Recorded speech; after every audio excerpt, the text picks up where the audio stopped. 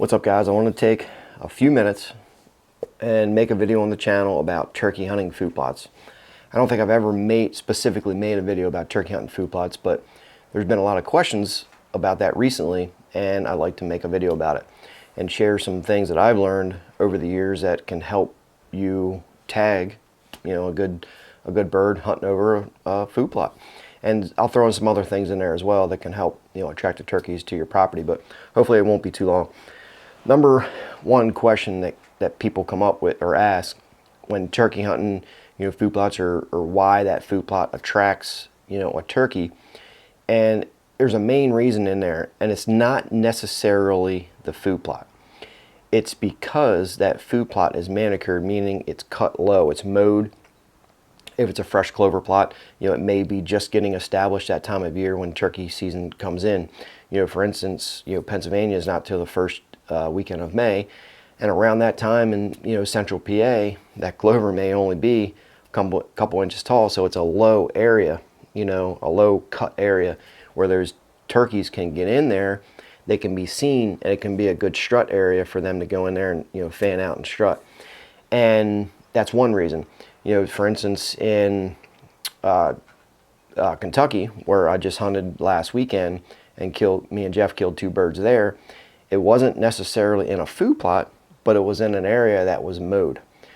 Jeff's father came through and mowed some strips, throughout the grass, and it was actually some winter wheat that was planted there. But off to the side, it was just a mowed trail, kind of fanned out a little bit, and those turkeys came down off that ridge system and came into that area where we had a hen decoy that they could physically see because that grass was cut low and a turkey was above that area. So it was visibly, it could be seen very easily. So it was easy to call them birds in there and shoot them. So another thing with the food plot is, especially like a clover food plot where you have the big leaves on there, is what happens is the turkeys aren't necessarily in there to eat the clover. They'll eat it, absolutely. It's a good attractant. But what they're doing is turkeys are buggers. They scratch the ground and they peck the ground. They look for bugs and insects and things, and that's what they're doing when they get into the clover food plot, because that's what Mother Nature taught them to do. When they see an area that has sunlight, you get those cool mornings, and you get that dew on the leaves of the clover and whatever it is that's planted. That sun comes out and it starts evaporating that moisture off the leaves, and the bugs come in there.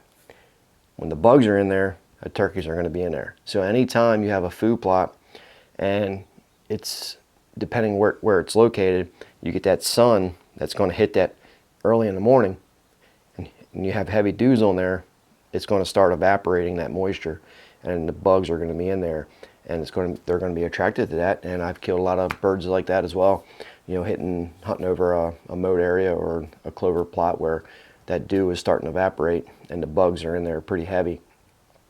And we killed one, I think it was 2 years ago, and we actually cut the crop open, and it was packed. I mean, I don't think you could fit another clover leaf in there, but it was packed full of clover leaves and dandelions and things. And then I see everybody that's going out spraying glyphosate or 2,4-D or something, just killing all the grasses and dandelions in their area.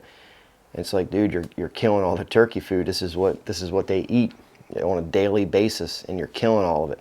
So just be careful what you're spraying. Have a purpose for everything. But another good thing with attracting turkeys is any kind of just disturbance of the ground, a mowed area, discs, rototilled or something like that. Those turkeys love those kind of things because it brings up a lot of the insects and bugs and worms and things that they can get in there and scratch. They can dust if they're that time of year where they're getting bugs on them and mites and stuff. They can get in there and dust and bury themselves in that loose dirt to smother out those bugs. That's a good way to do as well. So if you're prepping for your spring food plots or something and you have that mowed area, it's a good time of year to get in there and turkey hunt those tilled areas and rototilled discs, plow, whatever it is just that disturbance of dirt. It's a good time to get in there, and you should have a good chance of attracting turkeys to that specific area. So I wanted to bring this video to you. I'm not a professional turkey hunter by any means. I just literally just started turkey hunting maybe 6 years ago. Learned from some guys up in New York a long time ago. That's where I started. But it's been coming together ever since. You know, we killed pretty much 1 or 2 turkeys a year. We're getting ready to head to Pennsylvania and turkey hunt there, and hopefully be able to get some there with me and Zach.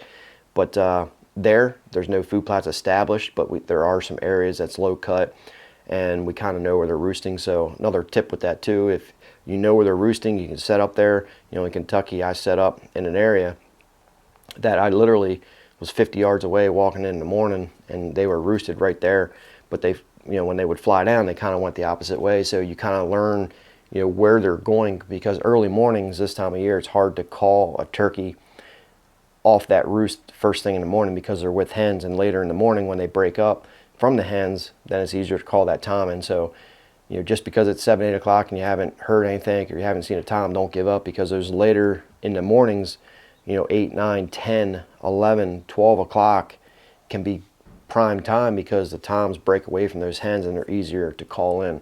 That's one thing I learned. One of the first things I learned up in New York, you know, hunting with them guys is, you know, first thing in the morning can be absolutely great, but then it kind of dies off, you know, 8, 9 o'clock, and then boom, 10 o'clock, fires right up again, and you can have good success that way. So hopefully this video helps you guys. Any questions, leave a comment down below. Let me know how your turkey season has been going this year, and let me know if you have any success. Give the video a thumbs up, subscribe if you guys are new. I'll see you on the next video.